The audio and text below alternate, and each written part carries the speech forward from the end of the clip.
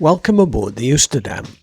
In this video we're setting sail with the Holland America on an extraordinary journey from Buenos Aires to Santiago, a voyage that takes us to the very edge of the world, Antarctica.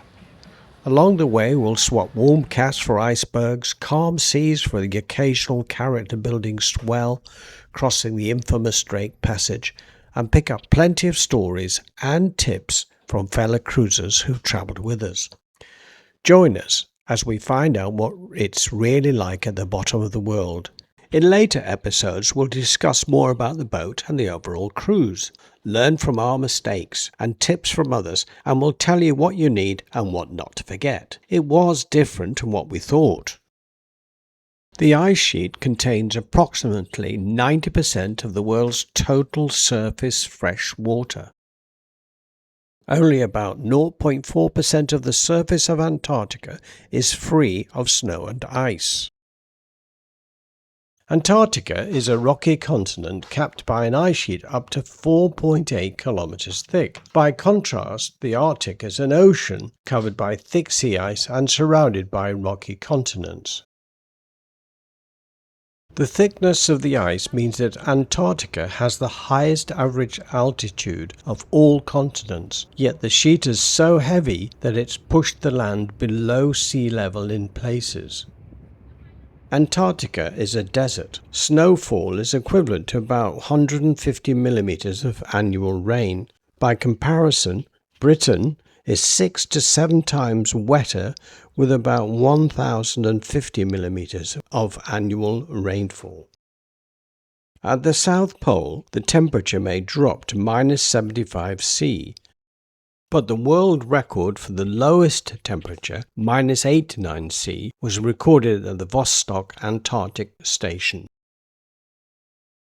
Antarctica covers nearly 14,000 square kilometers. That's 1.4 times bigger than the USA.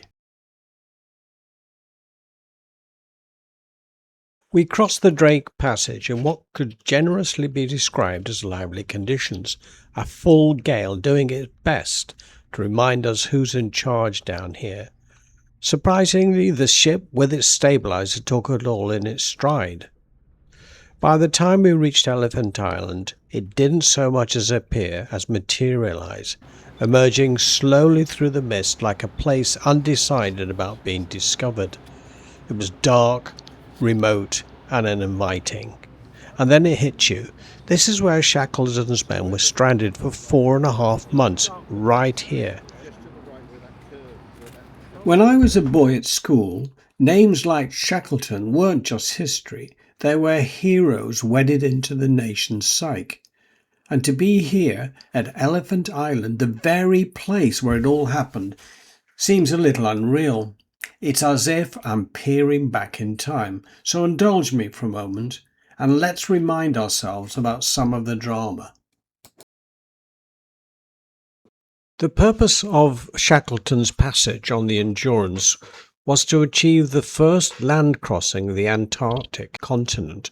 The goal was to sail the Weddell Sea, land at Vashel Bay, and lead a team of 6 men on a 1,800-mile journey via the South Pole. Shackleton's ship, the Endurance, couldn't land at Vashel Bay because it became trapped in thick pack ice in the Weddell Sea. It was about 60 to 80 miles from its destination. In January 1915, the vessel was carried northward by ice drift for approximately 1,186 miles until on October the 27th she was crushed by the pack pressure. By this time Shackleton had already set up camp on the ice. Elephant Island was approximately 346 miles away.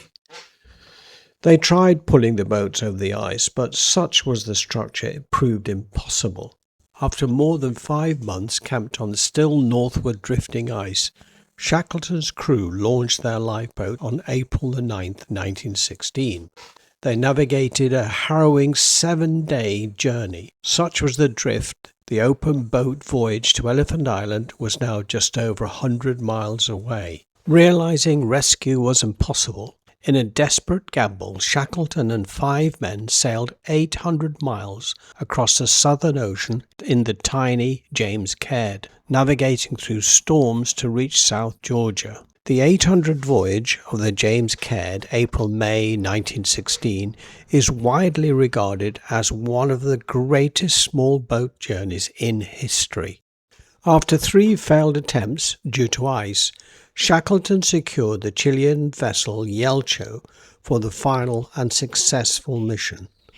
The rescue, on August 30, 1916, 4.5 months after leaving them, Shackleton rescued the 22 men who had been left in the care of Frank Wild. I haven't done full justice to Ernest Shackleton's remarkable voyage, but I hope this brief telling captures a hint of its epic scale. In our next episode, mercifully nothing like Shackleton's, our true adventure begins, Antarctica. And in a twist no one quite expects, we're met with unusually beautiful weather. According to our expedition leader, Lou Sanson, it's the best he's seen in a decade. When you go on an Antarctic cruise, Plan A is just a rough guide. The weather rules here. We were supposed to visit Hope Bay, but the captain, reading the patterns, wisely changed course. After the gale over Drake's Passage and the grim weather at Elephant Island, it looked like Antarctica would test us. This was the grim weather that greeted us, and if it continued, our experience would be severely limited and disappointing, as we feared its majestic treasures would remain hidden behind the mist for the entire trip. But ye are of little faith. Yet the captain knew exactly what he was doing, and suddenly we were greeted by perfect, breathtaking weather. It's surprisingly difficult to describe our time in Antarctica. It was magnificent, but it all seemed to merge into one long, majestic moment. The days blurred together, almost timeless. So perhaps the best way to show it is simply to let the images speak for themselves as we journey through this remarkable place. I mean, this is what we thought we were doing, but this is what we actually did. If you're confused, don't worry, most of us were.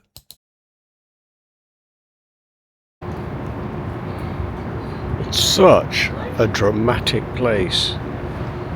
This, imagining being here in deep winter with winds sometimes gusting to 100 miles an hour. How would you survive? And yet they did.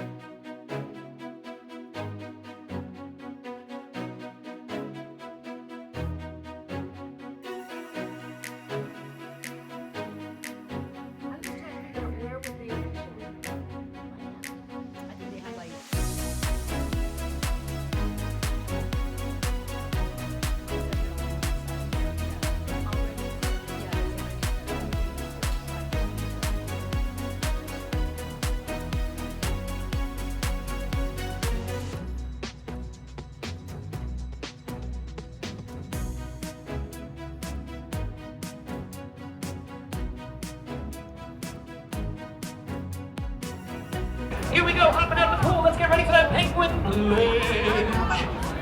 Alrighty, group number 3. You're a tight knit group. You look like a Nice waddle of penguins there. There we go. Now raise your right flipper and repeat after me. I state your name. Do solemnly swear to respect the power of the Southern Ocean, to face the cold with courage,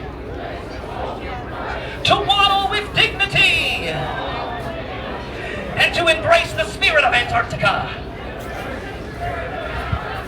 From this moment forward, I claim the title of Honorary Antarctic Penguin! Congrats, group number 3, you did it! You jumped in, you swam in the Antarctic. You're looking at one of the ocean's great travellers, the humpbacked whale. Every year they follow one of the longest migrations of any animal on Earth, and they spend their summers down here to feed. And feeding is really what this part of the year is all about. They'll spend months doing just that because this is where they get the fuel for the rest of the journey. Then, as the Atlantic winter closes in and the food starts to disappear, they head north, thousands of miles to much warmer tropical waters. These warmer seas are for breeding and giving birth. The calves are born into a much gentler environment where they don't have to contend with freezing temperatures or predators like the orcas. The mothers live entirely off the fat reserves they build down here, nursing their young, guiding them and slowly preparing them for the long journey back.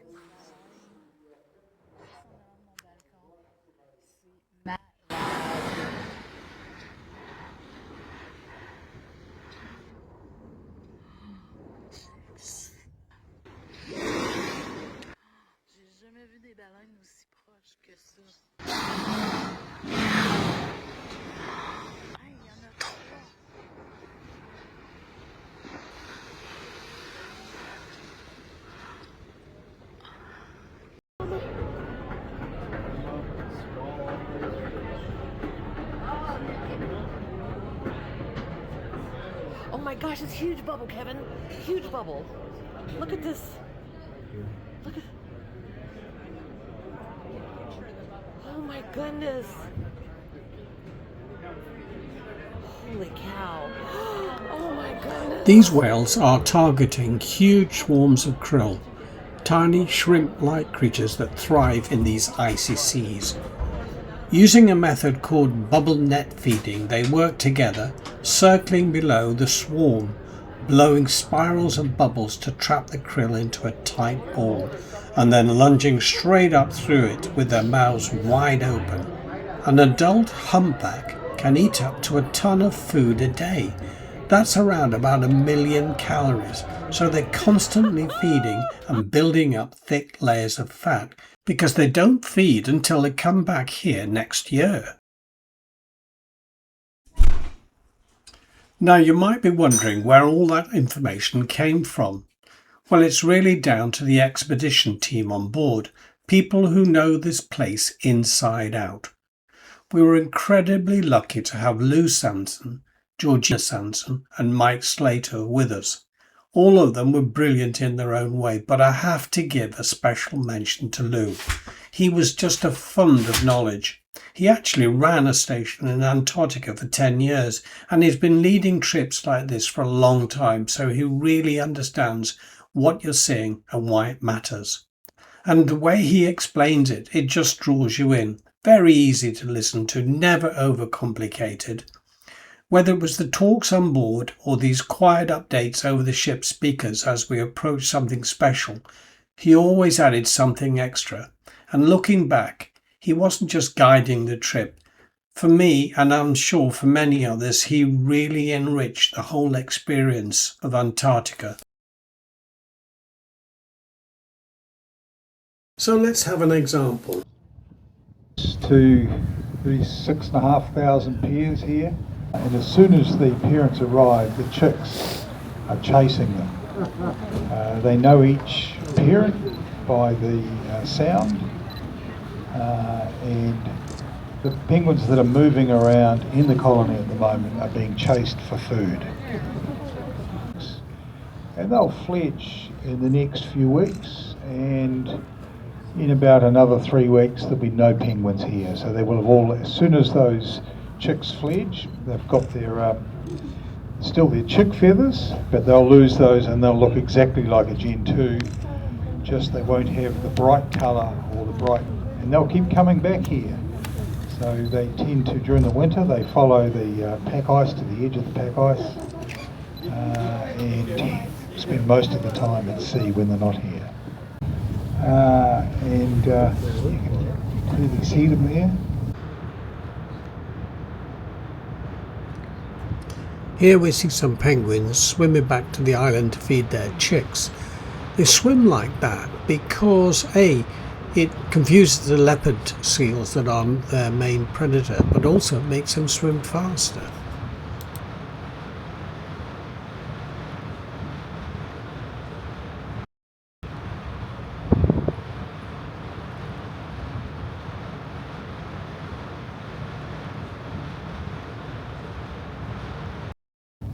And up on those moss beds are big areas of skua nests. So, and skuas, if somebody goes anywhere near them, they attack them. So people keep well away from those moss beds, and they go up their track on the right and up, stay on the ice. So these are very deep, quite spectacular moss beds here at Curveville Island. They come and they breed on that rock, and then they head to Siberia and the Canadian Arctic in the summer. So they've pretty much taken over that rock. And if you look straight up Neumayer Channel, that is Danko Island. And Lieutenant Danko was the officer on Goulashes Belgica that died during the winter, and they wrapped him in sailcloth and put him under the ice, and they had nightmares of him floating under the ship, and they named that island Danko after the loss of his life. Thursday morning, and this is the scene that greets you when you open your bedroom curtains. Spectacular. Goodness me. Now we head for Goudier Island and Port Lockroy. This is no ordinary stop. It's home to the world's most southerly public post office, a tiny outpost at the edge of the world where you can send a postcard from Antarctica itself. There is of course a catch. Those postcards can take up to 2, sometimes 3 months to reach their destination. But somehow that adds to the magic, and it's a small price to pay for something so rare and so unforgettable. To get there we travel down the Neumayer Channel, and it's hard to put into words just how breathtaking it becomes. We've already seen some extraordinary sights on this journey, but here everything seems to rise to another level. More dramatic, more pristine, and more awe-inspiring. And just when you think it couldn't get any better, it does. The MS Oosterdam is not a specialised polar class vessel, as it's not purposely built for heavy ice, and this limits its operation to areas with minimal ice. On this ship we're also prevented from landing any passengers when we are in Antarctica. If you want to have a more immersing trip, then you need to book with a ship similar to this one called the MV Ocean Victory. On this type of holiday you get to land and visit the stations, and if you're up for it, activities like zodiac cruises, kayaking and visiting penguin colonies. Port Lockery, located on Goudier Island off the Antarctic Peninsula, is an historic British base and Antarctica's most visited site. It's known as Penguin Post Office as it's home to a significant Gentoo penguin colony. It features a museum, gift shop and post office operated by the UK Antarctic Heritage Trust. As we leave, I'll give you a glimpse of some of the amazing scenery we saw. The Antarctic can be a brutal place, but for us, it's given us a glimpse of what majestic and fascinating, unbelievably dramatic area this is. It's been a privilege to come here, and I would recommend the Oosterdam and the captain and all the team on board, because they've been absolutely brilliant, and particularly the expedition leaders, who gave amazing lectures and were available all the time we're in Antarctica to answer any of our questions. Goodness me. Well, that's where we've come from, navigated through a zigzag pattern through this sort of loose ice. There are some nasty bergs, so have to be very careful. And apparently this picture here of the Five Sisters is one of the most photographed in Antarctica. Iconic, so they say.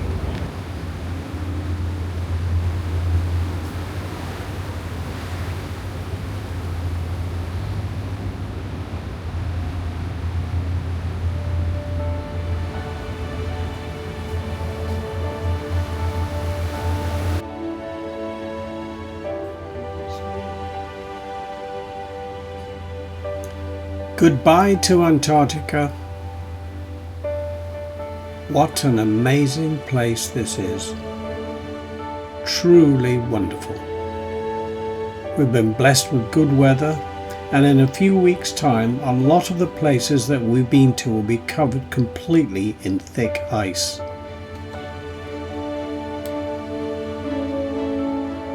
In our next episode, we'll talk about the boat and our experience of it, and some of the other creatures that we saw whilst on the trip. Until then, it's adios.